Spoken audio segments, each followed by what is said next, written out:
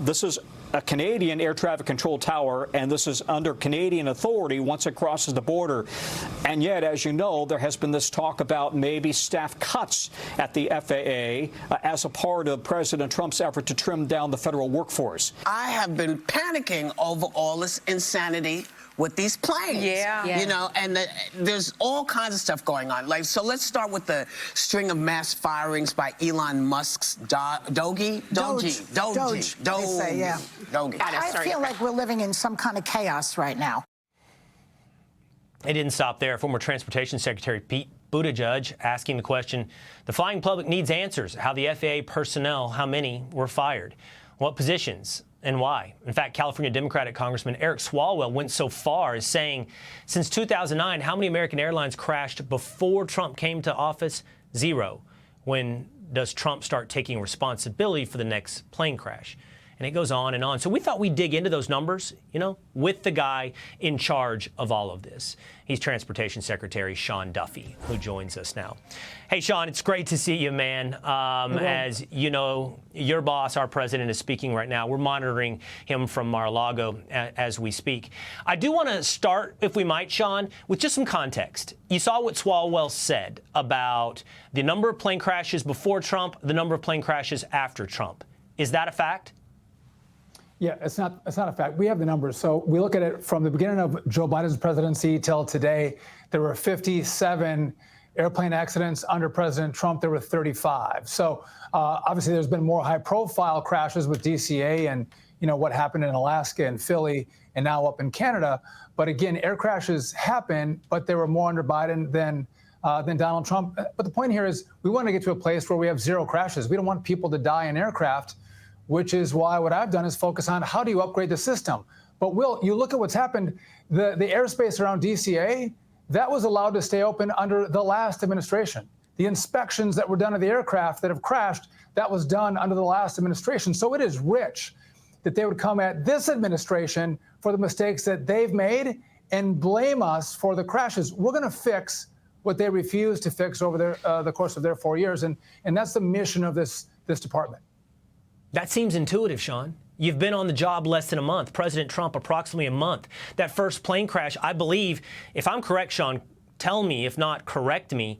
I think you were on the job for about an hour and a half when the plane crash in Washington, D.C. occurred. I think you were still touring the Department of Transportation. So as you point out, the policies, the inspections, and everything would have been in place from the prior administration. No, you're absolutely right. So I was on the job for about 28 hours.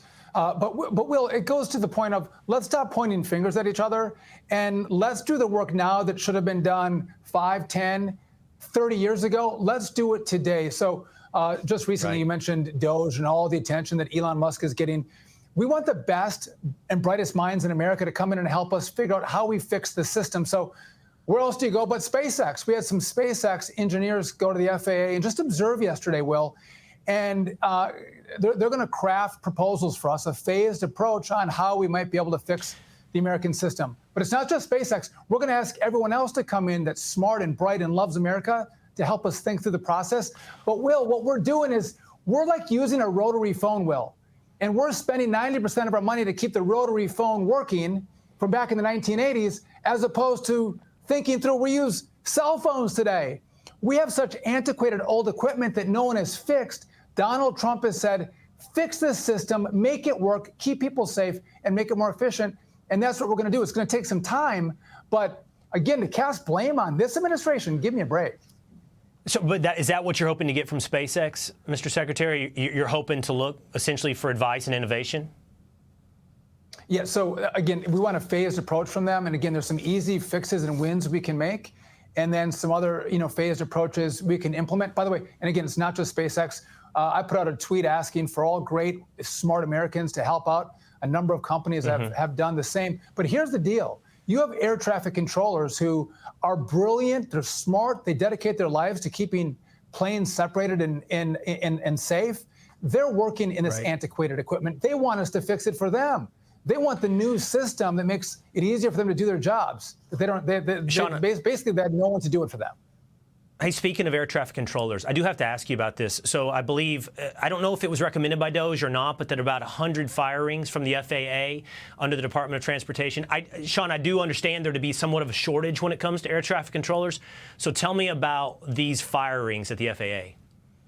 Yeah, so we're trying to hire up more air traffic controllers. So there were firings at the FAA, but the critical safety positions like air traffic controllers and safety inspectors, they all were exempted. But Will, there are 45,000 employees at the FAA. Under 400 lost their jobs, and there were people who had been employed for less than a year. Could have been there for 2 months, 3 months, 4 months, and they didn't have safety jobs. So again, less than 1% of the workforce was let go at the FAA. There were new employees.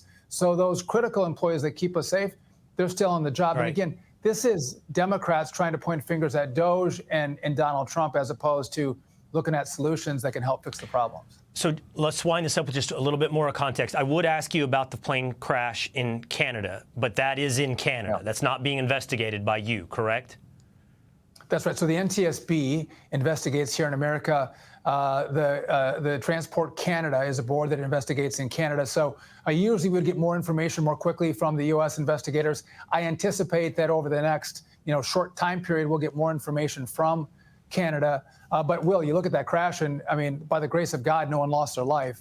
But they were dealing with very difficult conditions. It had been snowing for a couple of days. There was ice on the runway, high winds, and this is the result that we had. And again, we have to get the results of the investigation, and then learn from that investigation to implement safety protocols that make sure this doesn't happen again. All right. Well, Mr. Secretary, I came into you from the President of the United States talking about IVF. You are not someone who I think that would necessarily apply to. You have 9 children. It doesn't appear that you need any assistance in building your family. We have our prayers and hopes for everybody that does, but I know you and your family very well, and I appreciate you jumping on with us today. I wish you the best of luck. The country needs you. Wish you the best of luck, Mr. Secretary. And Will Cain, Donald Trump keeping his promise there. He said on the campaign trail he was going to do it. He did it here, and this is about making America healthy again. If we're having declining fertility rates, let's make us healthy and have more babies, make America strong. Thanks, Will. All right. Sean Duffy, thank you so much.